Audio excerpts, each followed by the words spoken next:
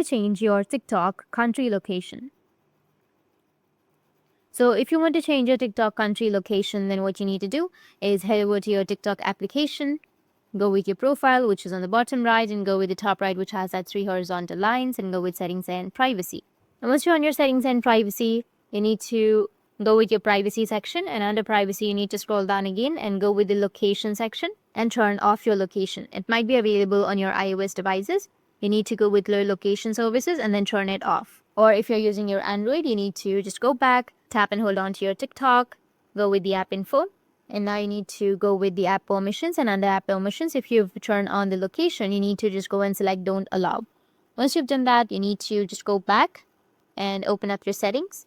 Once you're on your settings, you need to just scroll down and select location, or just go and search for language and region. Select your region and go and change your region on your device. Once you've changed your region, it will change your TikTok country location.